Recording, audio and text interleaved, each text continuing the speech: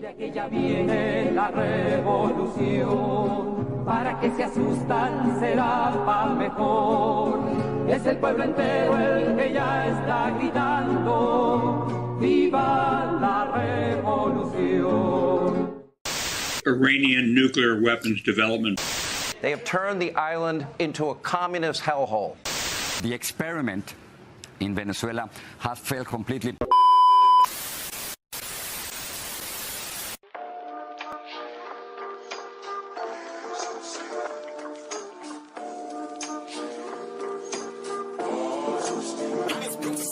La bestialidad imperialista. Bestialidad que no tiene una frontera determinada ni pertenece a un país determinado. Bestias fueron las hordas hitleristas, como bestias son los norteamericanos hoy, como bestias son los paracaidistas belgas, como bestias fueron los imperialistas franceses en Argelia.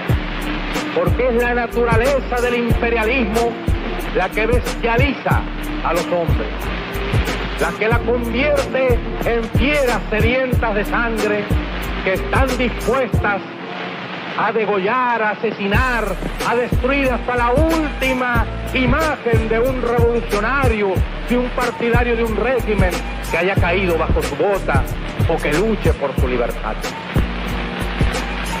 Y la estatua que recuerda a Lumumba, hoy destruida pero mañana reconstruida, nos recuerda también en la historia trágica de ese mártir de la revolución del mundo, que no se puede confiar en el imperialismo, pero ni tantito, nada.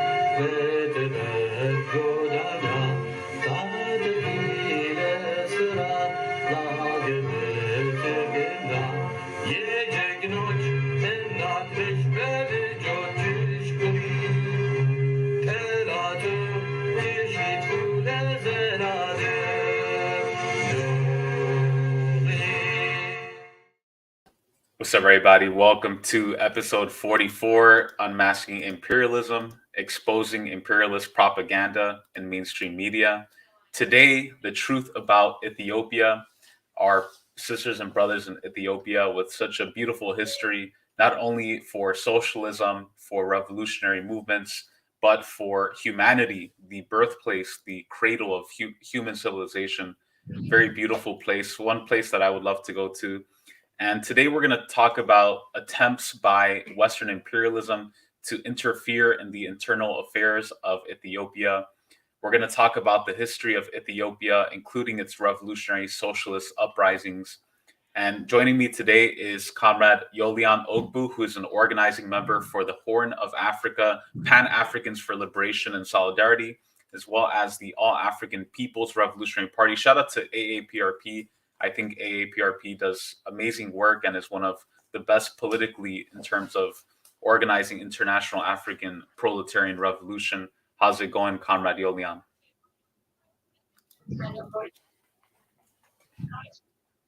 Can you hear me okay? Cool. So what I want to do pretty good. I'm happy to be here. I'm glad we can have this conversation. So yes, can you hear me? Yes. I think there's a little bit of a delay on my end, but we'll see if we can manage it. I think it'll be fine. So what I want to do is I just want to ask you. I'm going to play a clip of the latest Prime Minister of Ethiopia, Abiy Ahmed, claiming victory. This is from Reuters, by the way. This is just about the ongoing conflict. So I'm going to play this, and I want to ask you your analysis of what's going on in Ethiopia and give us an overview, because I've been trying to wrap my head around what's going on, and it's been branded in mainstream media like it's only internally to Ethiopia, but obviously we know imperialism has played a major role. So I'm going to play this clip and get your reaction and your analysis of what's going on. Ethiopian Prime Minister Abiy Ahmed has said his enemies have been defeated, as he promised to recapture territory from rebellious Tigrayan forces. Today, the enemy is on that mountain called Geshena. We are making the plans from here. We have finished the plan by which we will rout the enemy and capture that mountain tomorrow. The main thing is, the enemy is defeated. Our remaining task is to rout the enemy and destroy them. The Nobel Peace Prize laureate was addressing troops on the front line of the Ethiopian conflict, near Geshena in Amhara, according to state-affiliated Fana Broadcasting on Tuesday. The location could not be independently verified. Last week, Abiy said he was heading to the front line to supervise operations. Tigrayan youths are falling like leaves. They should know that they have been defeated and surrender. Starting from today, to the defense forces, the special forces, the militia and the people, with the understanding that they are participating in something that doesn't have a clear vision or plan, and a blind and confused journey that doesn't have a destination and cannot gain a victory. The federal military has been battling forces loyal to the Tigray People's Liberation Front for over a year. 99% ታርጌት መተናል. Last November, Abiy claimed victory over the TPLF, but having been initially beaten back, the Tigrayan forces recaptured most of Tigray, pushed into 2 neighbouring regions, and made threats that they would march on the capital. TPLF spokesperson Getachew Reda could not be reached for comment, but on Monday he accused Abiy of engaging in farcical war games. So basically, that's a brief overview of the latest going on in Ethiopia, obviously from a mainstream media perspective, but maybe Comrade Yolian, you can tell us a little bit about your thoughts. What's exactly happening in Ethiopia right now at this moment?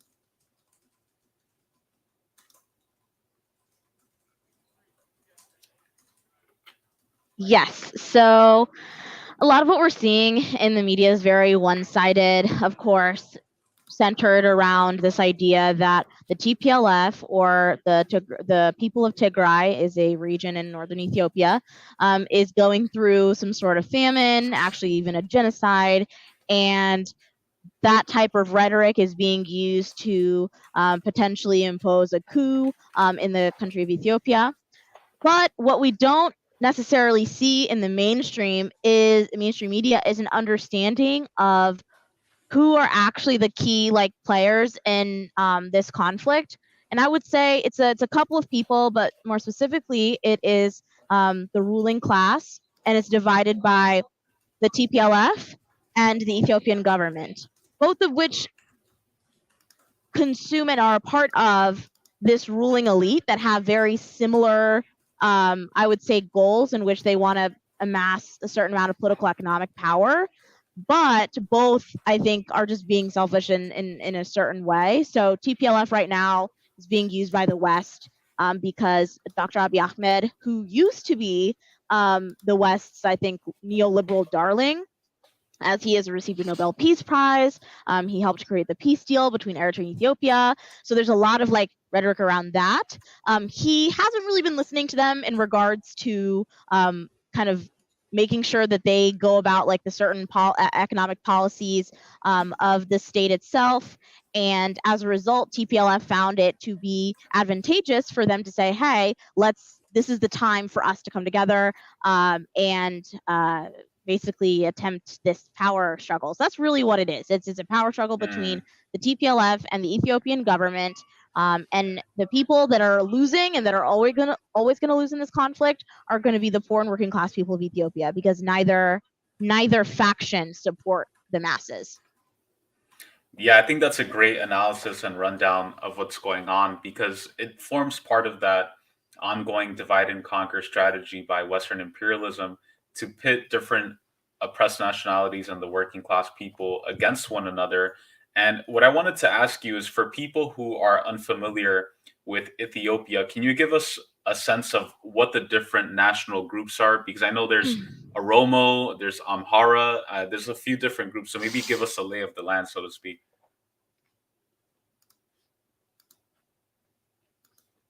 Yeah, for sure. So in Ethiopia itself, there's actually like quite a few nationalities.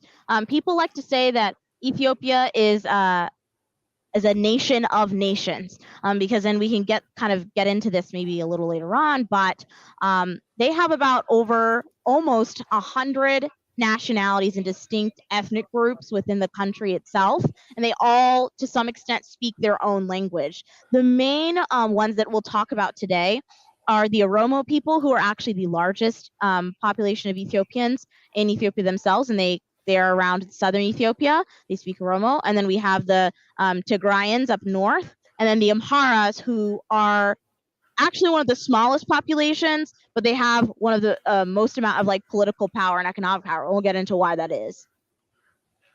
Very interesting, and it just shows the multinational, plurinational nature of so many modern day quote unquote nation states, and why it's important to understand these differences, because they definitely play a role in how the current events and politics of those nations play out. And I think even in Latin America and the Caribbean, the Western imperialists have sought to seek and use these national divisions to create tensions. Like, one of the things that they have done to try to foment war and intervention in Latin America and the Caribbean is to side with one particular group and say they're being oppressed, we need to go in there, invade the country, and save these people. And that becomes the justification for relentless U.S. war. And we know also that the U.S. has its eyes set for Africa, AFRICOM, and the U.S. military bases are expanding rapidly on the African continent.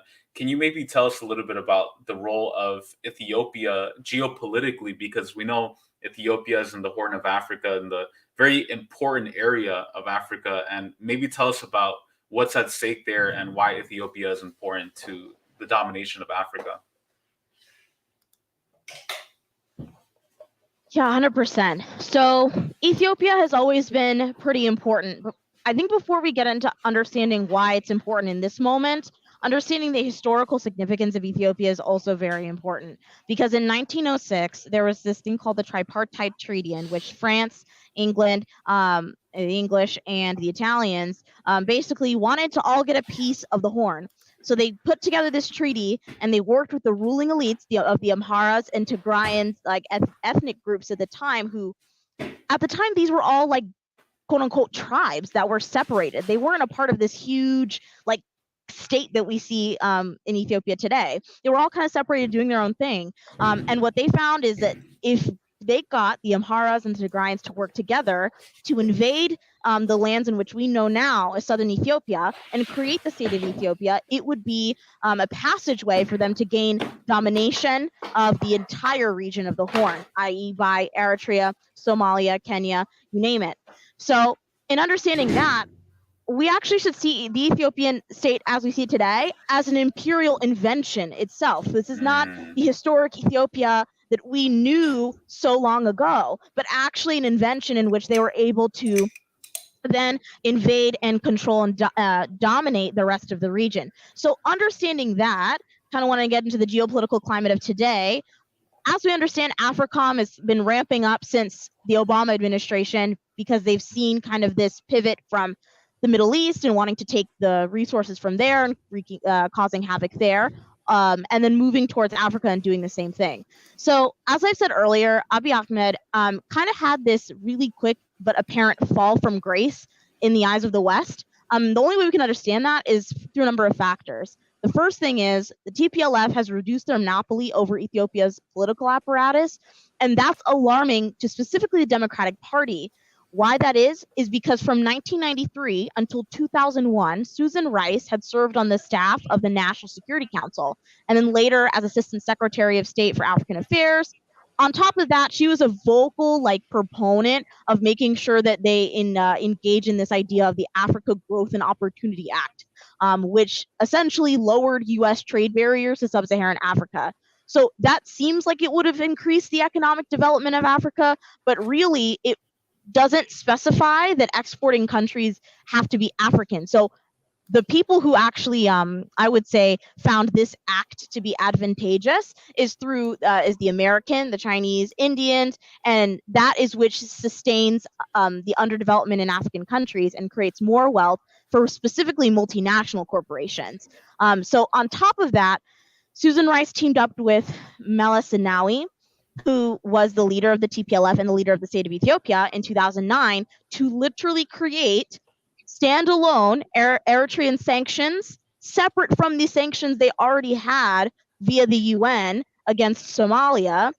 On top of that, they maintained a relationship with the Ethiopian Prime Minister Meles Zenawi at the time up until his death. So they have had such a great relationship with the TPLF that as soon as Abiy Ahmed establishes some type of relationship with Eritrea, this becomes an issue because Eritrea has always been, as we understood it, self-reliant, economically independent, and doesn't want to engage in any level of predatory economic and political policies from the West. So as a result, they're seeing this to be a threat for their I would say, control over the entire region. And that's kind of one of the reasons as to why we're seeing some of those pivots in focus on the Horn.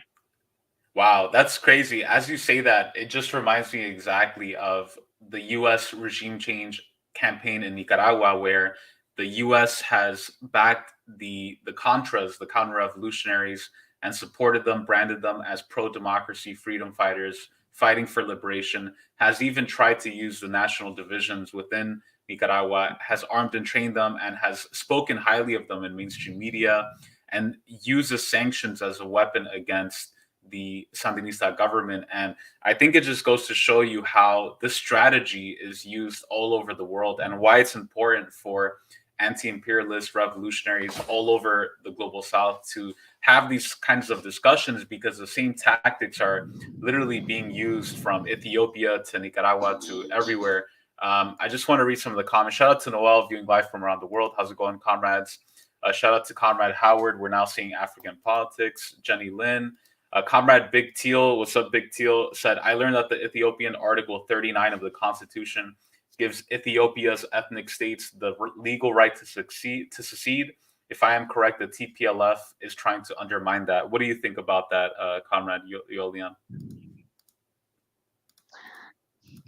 Yeah, actually, that's such a good comment that was made. So thank you for that. What's interesting is that there is a specific article in the Ethiopian constitution that says if you want to break off as a region, as a region like ethnically, and want to be your own country, you're actually free to do that. And that was something that a while ago, a lot of different ethnic groups came together and were like, shoot, we need to figure something out because this multinational federalism thing isn't working out in the context of Ethiopia. So they had that article in the constitution. So if the TPLF really wanted to be independent and be a free Tigray and specifically for their region, I don't think they would be as concerned with taking over the capital or installing a new leader or having some type of coup happen via the West.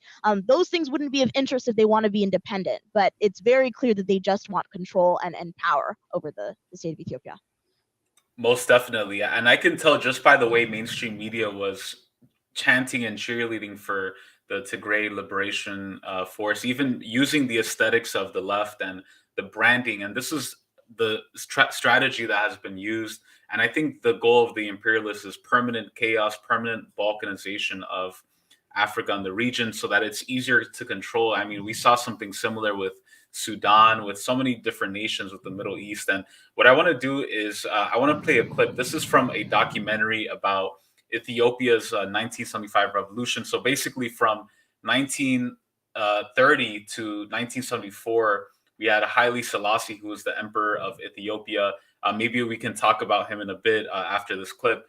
And so basically in 1975, if I'm not mistaken, there was a revolution that ousted him. So this is a clip from that. So I want to ask you about the history of revolutionary socialism and what happened in the 70s in Ethiopia. So I'm going to go to this clip now. 2 years ago, 100,000 people died from famine in the province of Wollo in the north of Ethiopia. these were some of the victims. The facts of the disaster were finally revealed. The people of Ethiopia were outraged. A year ago, as a direct result of the famine, the emperor's regime was overthrown by the army. The new government pledged itself to end hunger and starvation. A revolution was declared.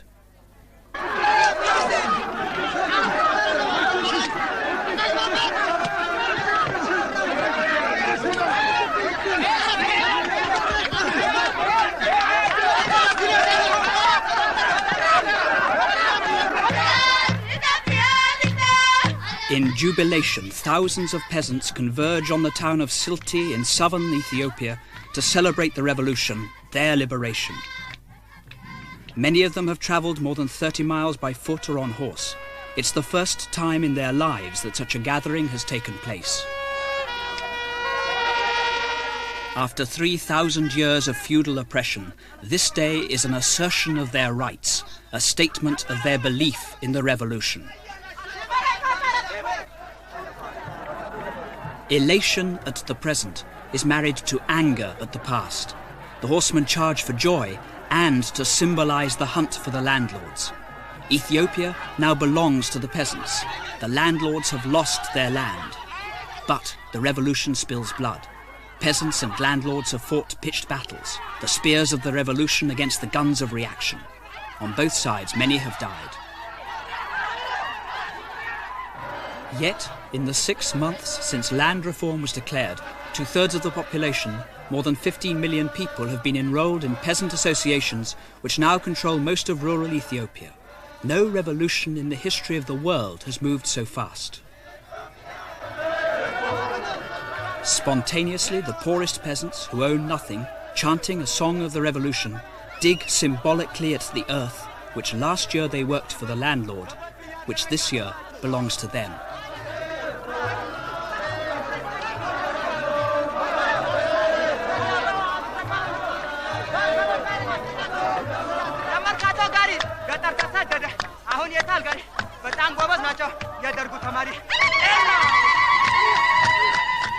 Women, who were slaves not only of the landlord, but of their husbands, who were forbidden to appear in public, celebrate their liberation too. Like the men, every woman in Ethiopia is now entitled to a share of the land.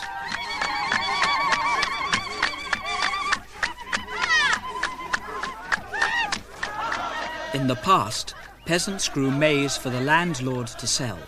The landlord grew rich, the peasants hungry. Now the maize is theirs.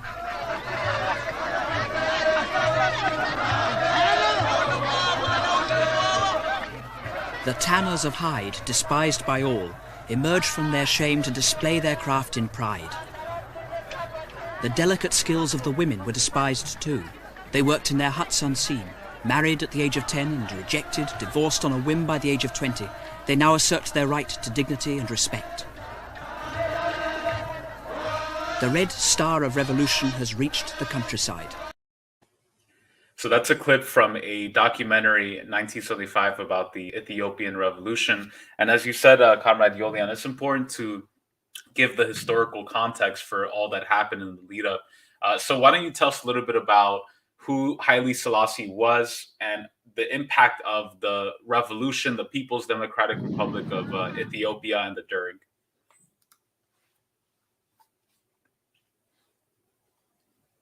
Yeah, so Haile Selassie was one of the last remnants of the Ethiopian monarchy, or at least our understanding of what Abyssinia is, and our understanding of maybe even when people think of Pan-Africanism, some folks even think of Haile Selassie, which is extremely disappointing because Haile Selassie was actually one of the worst autocratic leaders that we've seen come out of Ethiopia for a number of reasons. He has instilled so many genocides. He's literally created a famine in the Tigray region of Ethiopia. I mean, he was like your cookie cutter monarchical leader that didn't really care for people and was using all of his connections and relationships from the West in order to kind of line his pockets. And so it was kind of one of those stories in regards to Haile Selassie. What it has to do with the Derg, I'm curious what your next question is, but what it has to do with the Derg is a lot. So yeah, he was not a great leader. He was pretty terrible. I find that really fascinating because like I grew up in New York, right? A lot of my friends growing up were Jamaicans, some were Rastas, and I would see them rocking Haile Selassie. Yeah. And a lot of times, I've met a lot of Rastas who have great politics, revolutionary, who were like socialist, communist. But then I've met others who were like praising Haile Selassie, and Yeah. I was always kind of thrown off by that, right? Because I look into Haile Selassie and the famines and his compliance with Western Yeah. imperialism. So I find that really interesting, you know. And what I wanted to ask you too is like what I find interesting. Yeah, just looking it's a lot of people get that wrong. Yeah, and just looking at this, I mean, this is Wikipedia, right? So it's not necessarily 100% reliable. But what I find really interesting about the conflict is that in this conflict between the Ethiopian Empire and the Derg, PDR Ethiopia, you have elements of the groups now, like the Oromo Liberation Front, and some of I believe, the Tigrayan People's Liberation Front, that sided with the Haile Selassie faction, which I find interesting. So, have they historically allied themselves with sort of like the reactionary forces in the nation against socialism?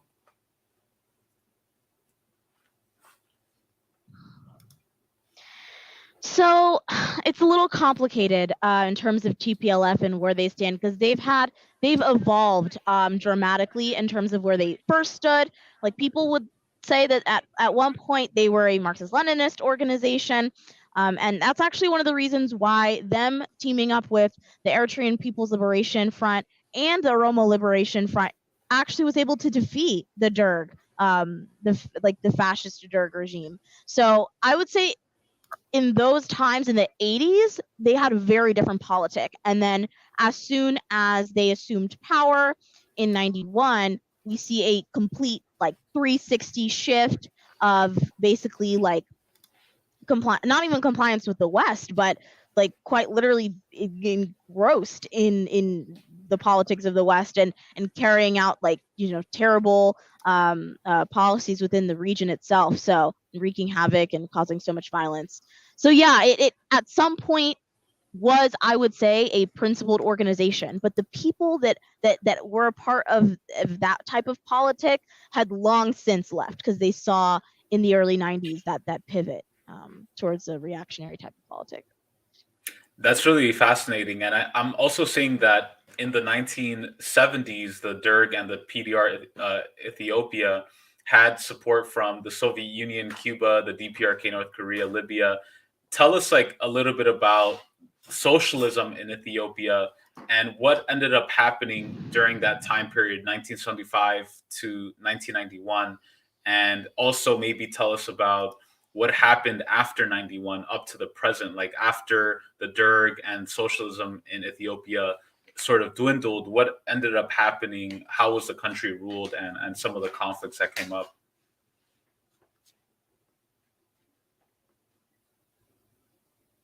Yeah, so Ethiopian history, specifically of their like socialist and radical movements, have been just honestly bastardized over the years, and folks have barely any idea of what that actually was. So just a quick rundown of it. The origins of the Ethiopian communist movement actually started in the 1960s. So at first we see the Crocodile Society in Addis Ababa starting in 1965. I mean, they had Ethiopian student radicals that were literally demanding Haile Selassie, saying, hey, we need our land back, like land back to the people instead of the land, like landlords. They were really, I think, starting to get an idea of what it was like to be against that feudal aristocracy that Haile Selassie was in charge of. And then they were exposed to this new left within the, different universities across the world. So there's a new generation of young people in Ethiopia in the 70s that looked to the struggles of Cuba, the guerrilla campaigns of Che Guevara, to Mao, to peasant China, to the Black Panther Party, and actually specifically to Ho Chi Minh and his work in Vietnam. So what happened after that is this new Ethiopian student movement that then studied Marx, Lenin, and Mao, as well as Fanon. And so by the early 1970s, they created different groups. They had different factions. They had the Maisan, the EPLO, which is the Ethiopian People's Liberation Organization, and they also had the EPRP, Ethiopian People's Revolutionary Party. And a lot of these were literally just students and workers, whether they were taxi cab drivers, teachers, soldiers, and it was a massive uprising that happened in 1974 that signaled this new radical wave of thinking and wanting to be against the aristocracy of Haile Selassie. But then we have the Derg come in, right? And people, despite what the Derg said and how it positioned itself and the alliances that it had with the Soviet Union and unfortunately Cuba at some point, it wasn't the Marxist-Leninist state and government that we wanted it to be, and it wasn't this revolutionary group that we wanted it to be. It was actually very much a fascist group that used basically these ideologies as a guise and as a way to get support from the Soviet Union and from Cuba in order to wreak havoc among the region. And specifically, there's this event called the Red Terror, not even an event, but it happened in 1977 for about a year. 500,000, at least 500,000 people had died during the Red Terror. And specifically, that was a campaign that Mengistu himself had brought out amongst the masses and basically was trying to weed out the real Marxists. We're weeding out the real radicals who at the time were critiquing the way Mengistu Haile Mariam was attempting to assume power. And because it was one of those situations where they knew they were against Mengistu, they knew they were against Haile Selassie, so they were a group of people that were essentially trying to start a movement and create a revolutionary worker state. Unfortunately, we never saw that happen because most of them died as a result of the Derg regime. So that unfortunately marked the end, I would say, of this burgeoning socialist movement in Ethiopia. Because we have the Derg, and then after the Derg, we have TPLF, who were essentially trying to bring in modern-day capitalism and were quite textbook neoliberal government. So that's kind of a little bit of a rundown. That's really interesting. I think I'm going to be honest with you, Yolian. Ethiopia, within socialist history, is one of the nations that I know the least about, and I need to do more research in general.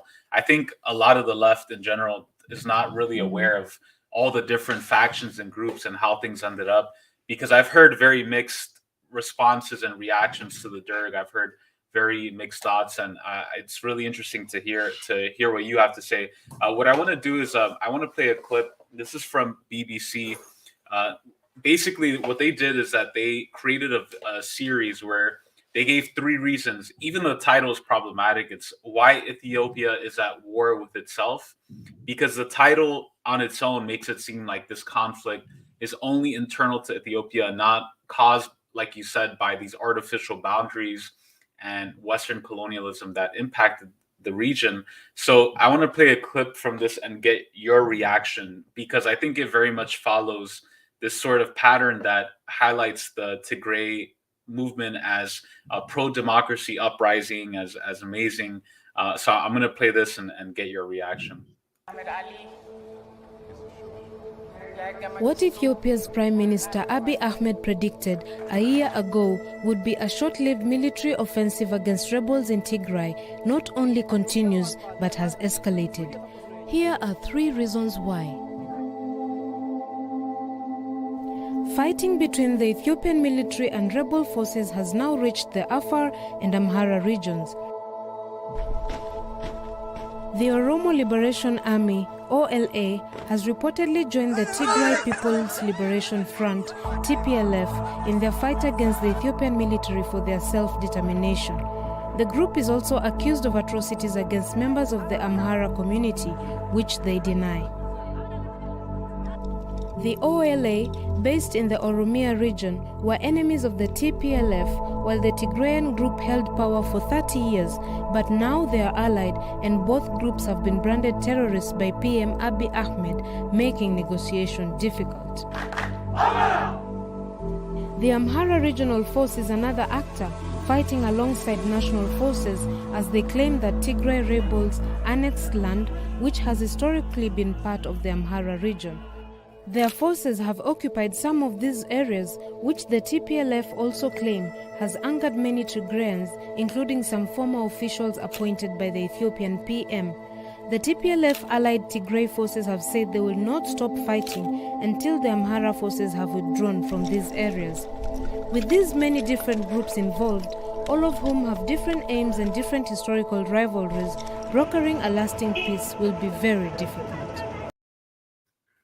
So I know you were able to hear that, Yolian, but basically what they were saying in the clip was that the main government of Ethiopia has been branding Tigray as terrorist, and that the TPLF will not stop fighting until the Amhara forces withdraw. Can you maybe tell us a little bit about some of the conflict between the Tigray and the Amhara sides of the conflict?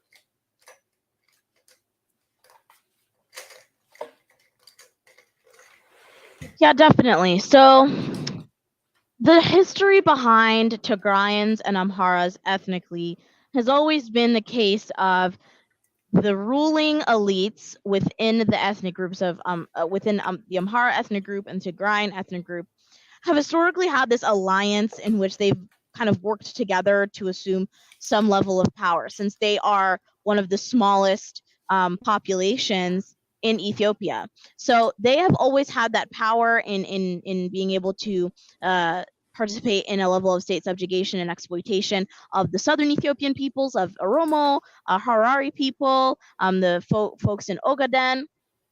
And so that kind of always has been the main issue, is that the ruling classes of both ethnic groups have historically reaped the benefits of that concentrated state power, while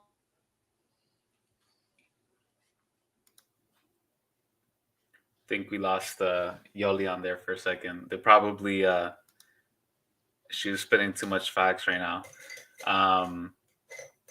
Hold on, let's see. While we try to get her, her connection got lost. While we try to wait for her to come back on, maybe I can just read some of the comments. By the way, if y'all have questions or comments about Ethiopia, let us know in the chat, and we can ask Comrade Yolian. To be honest, I was doing research about it this morning, and Jenny Lynn says CIA strikes again. Yep. Nah, I'm not important enough for the CIA to give a fuck. Ethiopia is really interesting because there's not really much information about what has happened, and there's been a lot of revolutionary movements in Ethiopia. Growing up in New York, I actually met this guy who used to run a bodega, and his family was from Ethiopia. So hearing his stories about revolution and leaving the country is really interesting, and I think it touches on something that a lot of nations are dealing with, is how do you manage these different populations and groups of different backgrounds, and how Western imperialism is able to capitalize on that and foment these divisions. I think we do have Comrade Yolian back on. Can you hear us okay?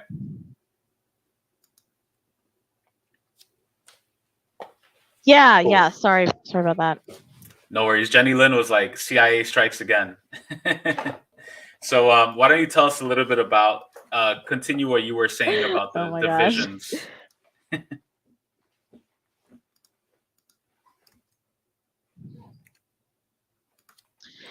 Yeah, so I was trying to get at this whole like thing that a lot of people talk about when they talk about African politics. They always mention it as like issues with tribalism, different ethnic tensions. If you've noticed, like those are kind of the buzzwords that are always said around issues like these, because it's easy to blame a specific ethnic group for something like this. However, it makes it harder for anyone with any level of class consciousness to realize that what all this is, it's not an ethnic issue. It's literally a class struggle that is happening in Ethiopia, that it's always happened, because it's always been the ruling classes of these ethnic groups that have had that amount of power within the state, and the rest, the poor and working class people of Ethiopia, the exploited Ethiopian masses themselves, have never had that amount of power and have never been able to assume some level of self-determination, whether that is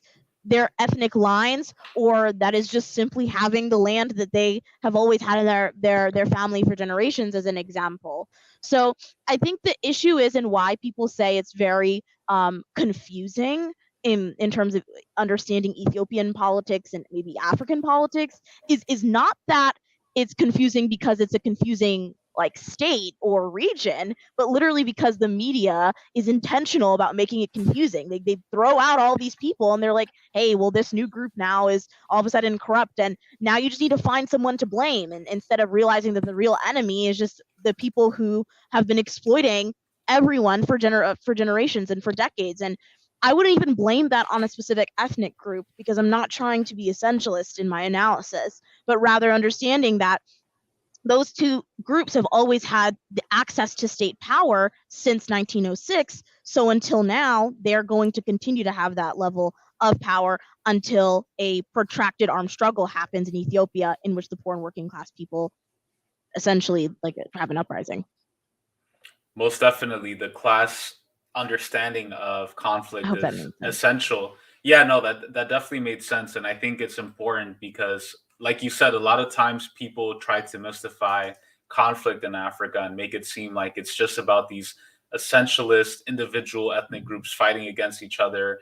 And it's never mentioned that these class leaders, the bourgeoisie that rules these different groups, are creating this conflict and benefit from it. Why don't you tell us a little bit about the Oromo people? I actually had a good friend who lived in Phoenix in Arizona that I met, who was Oromo, and she had some interesting thoughts about Ethiopia and history. So maybe tell us a little bit about the Oromo nation and their relationship to the Tigray and Amhara nations.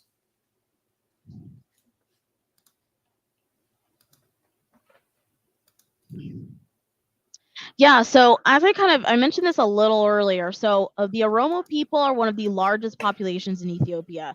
They're also one of the poorest populations in Ethiopia. They had, since the early 1900s, when we would say the invention of Ethiopia actually happened, they have been stripped away of any access to ownership of land, of their resources. It's the most resource rich area of Ethiopia. If you were to know, obviously coffee to some extent is made in Ethiopia. Everyone knows, about Ethiopian coffee. That's made in southern Ethiopia on Oromo land. I mean, it is one of the richest lands in the region, in the Horn, honestly. But the Oromo people have no access from that, have not been able to accumulate any wealth from that at all. I mean, they're literally, most of them are just farmers.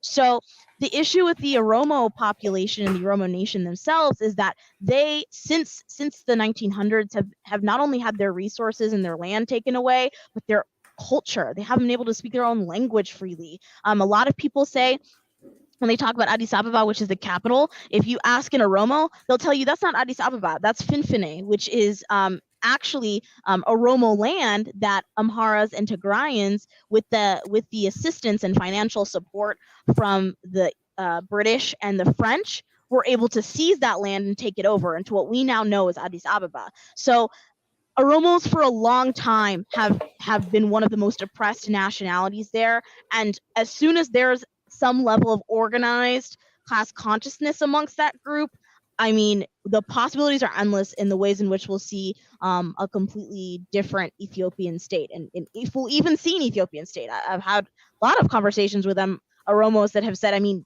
they don't want to see an Ethiopian state at all. They feel as though that Ethiopia that we know is basically a settler class of people that came in, drove them out, and left them with nothing. So that's kind of my understanding of Oromo history. But the book The Invention of Ethiopia by Bonnie Holmcomb and Sak Ibsa, I think, actually goes into this a lot more, and understanding what the Oromo struggle has to do with the rest of the other ethnic groups. What this has to do in this current moment is interesting because we're seeing the OLF team up with TPLF, I think, or sorry, OLA, and people have been like, oh, this is an interesting alliance, because they historically would not have teamed up together. It's kind of one of those situations that kind of the enemy of the enemy is my friend. And so because they're so staunchly against the Ethiopian government, this specific faction within the Oromo group, which I wouldn't even say is is completely representative of the entire population themselves, is try to team up with TPLF in an attempt to regain power to some extent. But we've already seen some level of infighting between them, so I think that alliance between those two factions won't last for too long.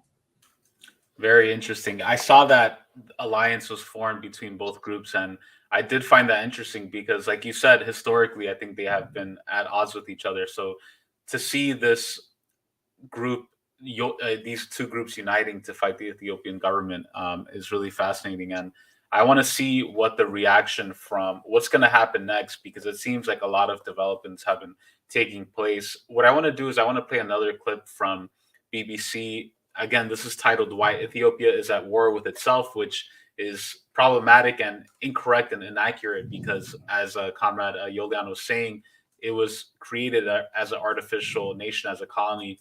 And so I want to play this and get your reaction. I'm going to take down some notes for you because I know you weren't able to hear last time. So I'm going to play this.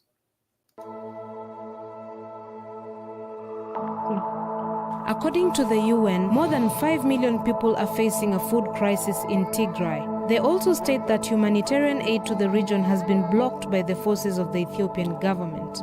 The Ethiopian government claims this is a security measure, as the aid convoys are, according to the government, attempting to bring weapons into Tigray for the TPLF, something the aid agencies deny.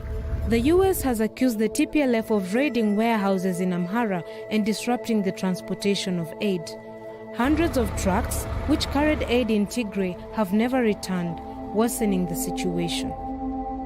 On top of the aid blockade, essential services including communication, power, and banking remain cut in Tigray and certain parts of Amhara and Afar. Tigray leaders have continuously insisted they would not stop the fighting until those services are back and the blockade is lifted.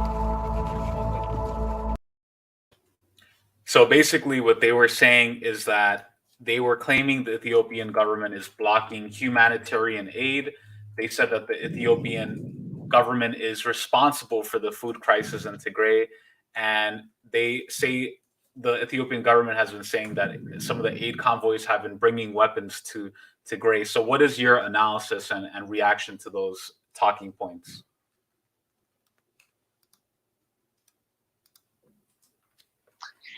Yeah, so it's actually very interesting that you bring this up in this time, because a lot of people have been working pretty hard to present and I guess kind of go against the misinformation being spread around, specifically about the narratives, including the reports of invading forces, participating in extrajudicial killings. We've had people talk about, as you said, the systematic forced famine, which supposedly is saying that Eritrean and Ethiopian troops are intentionally impeding access to humanitarian and food aid. What's interesting about that specific claim is that the UN literally brought all of these food trucks, and I think I can't remember specifically how many trucks they were, but it was a sizable amount, and less than half ended up actually making it to the region of Tigray. So folks were asking, like, how is it that this large, like, where did all these trucks go? That's kind of what everyone's asking. And people are saying that the Ethiopian government took it, the Eritrean troops took it, but there's actually been reports and sightings of the TPLF, like militias, literally going up to the trucks and saying, oh, we're going to take these from here, like from you now, don't worry, like we'll bring them to the region. They never actually get there, and essentially the TPLF is starving their own people, if we can make that conclusion, which they're taking from what's supposed to be going to the Tigrayan suffering from the conflict and just keeping it for themselves. There was a commander from TPLF that was kidnapped by Amhara militias, and he literally was caught on tape saying, the only way TPLF has made it this far is by the looting, killing, stealing, theft, and rape from the rest of the Ethiopian regions. Like, that's the only reason they've made it this far. I think the propaganda machine they have been able to construct since '91 is so vast, and like just dramatic that folks will believe anything, but it's literally them starving their own people, taking away any level of humanitarian aid access. And someone who actually used to be a staunch supporter, her name was Hermela Aragawi, of the TPLF, actually came out with a full-length video explaining how they were able to take those specific food trucks. So that's just one particular example of how they've been able to switch the narrative and flip it out and blame the Ethiopian troops as well as actually the Eritrean troops, which is sad because the sanctions that have been brought onto Eritrea is a result of the narratives that have been spun around Eritrea in regards to this conflict. I mean, Eritrea themselves have just gotten sanctioned for something that they were never a part of, and that should, have red flags all around it in regards to how this is affecting a whole other country in regards to the Ethiopian conflict. So yeah, I just wanted to bring that up. That's crazy. I didn't know that. And if you were to read mainstream media, you wouldn't be able to get that analysis and information. It reminds me of how in 2019 under Trump, when the US staged a concert on the border of Venezuela with Colombia, and they brought quote unquote humanitarian aid to the border on this bridge. And what they said is that they blamed the burning of the aid trucks because these trucks were on the border on the way to Venezuela. They blamed the Venezuelan government for burning down these quote unquote aid trucks, when in reality it was the Venezuelan opposition who burned the truck purposefully to make it seem like, oh, Venezuela is starving its own people, and it created the optics for it. And it's one of those magic tricks that they use in mainstream media to make it seem like, oh, we need to go in and rush and defend these people because people are starving. Because I think that Susan Rice, somebody who you mentioned earlier, she understands the psychology of the pro-war liberal, of understanding how to use compassion and sympathy and subvert it and weaponize it for imperialism. Because a lot of times imperialism in the 21st century is done not under the guise of power of American patriotism and invading countries for democracy. A lot of times it's branded as like, oh, we need to go in and help these starving people who are dying. And if we don't help them, they're going to die on their own. And I think what we're seeing right now in Ethiopia is something that's very similar. So just kind of wrapping up here, it's been really dope speaking with you, Comrade Yolian. What I wanted to ask you is, what resources can you direct people in the belly of the beast to learn about what's actually going on in Ethiopia, and what can people do to get involved to actually fight the potential? Because who knows, right? The U.S. may try to enter this conflict, may try to invade Ethiopia. What can people do in the U.S. to oppose that? Yeah, I mean, I think we can definitely do a lot. I wanted to kind of break down some of the things we can do. I think one is trying to tackle the revisionist historical knowledge that we have of Ethiopia. I mean, even in this, like, about an hour that we had today, we were able to break down some of it, but that's just a surface level. And I think that we owe it to everyone, not only on the continent, but to ourselves, to really take some time to understand what historically has happened in Ethiopia. And I have several book recommendations. The Invention of Ethiopia, as I mentioned earlier, but also like Ho Chi Minh, like Che Guevara, the history of the Ethiopian left, I think is an incredible book that outlines an understanding of the burgeoning Ethiopian socialist movements and explicitly explaining the line of the Derg so that folks kind of don't get it wrong. So I think those two books are a really great place to start in understanding Ethiopia. On top of just supporting movements that are happening abroad, I would say supporting AAPRP, BAP in their efforts to work on, I think, bringing succinct political education around these issues are really important. But also, we have to tackle any level of, I would say, the imperialist propaganda machine 24/7. We've seen, for example, the Cuban protests that had happened, the blitz that happened on media in terms of folks kind of making sure they had to stand against that and constantly say, hey, that's like not actually what's happening, and present that counter propaganda. We need that for the continent. We need that for the Horn. We need people confident enough to be able to constantly do that at all times. So I would say even what we saw recently with what happened in terms of claims saying that China is colonizing Uganda now, and that was complete like that was literally a fabrication of an event that never happened. The Ugandan government literally had to post a statement saying, this is what a loan is. This is not what's happening. We're not, like, our airport is not being taken by the Chinese. And so I think us attempting to break down a lot of the imperialist the propaganda that we are constantly consuming is really, really important. If we're not anti-war, if we're not anti-imperialist, then what are we doing in the imperial core? Well said, Comrade Yolian. And just before we wrap up, one thing I wanted to ask you is, like, you personally, like, maybe can you share with us, for you, like, how you got involved in, as an Ethiopian, as somebody who or from the Horn of Africa, as somebody, how did you get involved with this? What role has your family played? You know, maybe give us some backstory, because I think it's really cool to see that you're active in this. So, you know, maybe just some insight into that. Yeah, definitely.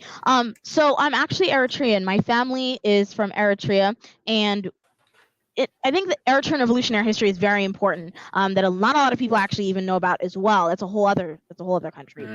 But Eritrea specifically, people in my parents' generation had spent their whole lives fighting a armed protracted struggle against the Ethiopian bureaucracy, against imperialism, against colonialism. We've been colonized 3 times over.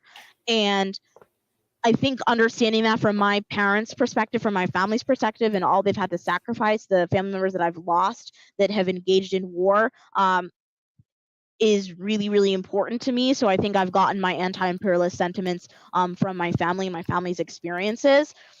But specifically, I would say me getting involved in the past couple years, because I've seen this pivot in terms of disproportionate attention on the Horn, and I've understood honestly, how devastating sanctions are, how devastating imperialism is to the Horn specifically. My family has lost so much as a result of the U.S. meddling in the region and in Ethiopia even.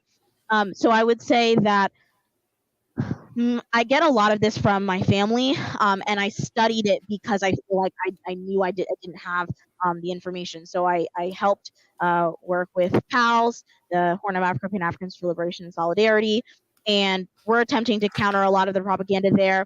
And then in joining APRP, in realizing and bringing about Pan-Africanism, I think is also really important, and that the sentiments across the diaspora, but also just being a supporting member of BAP as well is really important. So as someone who unfortunately had to grow up in a country that I didn't really want to, because of colonialism, because of imperialism, I feel like I have a sense of responsibility to work in, I think, fighting for the liberation of all African peoples and all colonized and oppressed people, period. Beautifully said, Comrade Yolian. That's very interesting. Maybe in the future we can do a whole nother episode about Eritrea, because I think a lot of times people lump in Ethiopia and Eritrea without understanding that Eritrea also has its own distinct revolutionary history. And I would love to do a stream on that. But again, thank you so much. We spoke with Comrade Yolian Ogbu, who's an organizing member of the Horn of Africa Pan-Africans for Liberation and Solidarity, as well as the All African People's Revolutionary Party. Please support APRP, and also please support BAP, Black Alliance for Peace. I'm a member of BAP. I support them. They do amazing work. And I think that BAP is on the front lines of resisting AFRICOM and resisting U.S. imperialism on Africa and opposing that. Thank you so much, Yolian. I hope you have a great weekend. And thanks to everybody for watching and listening. And take care. Peace out. Thanks so much. Bye, everyone.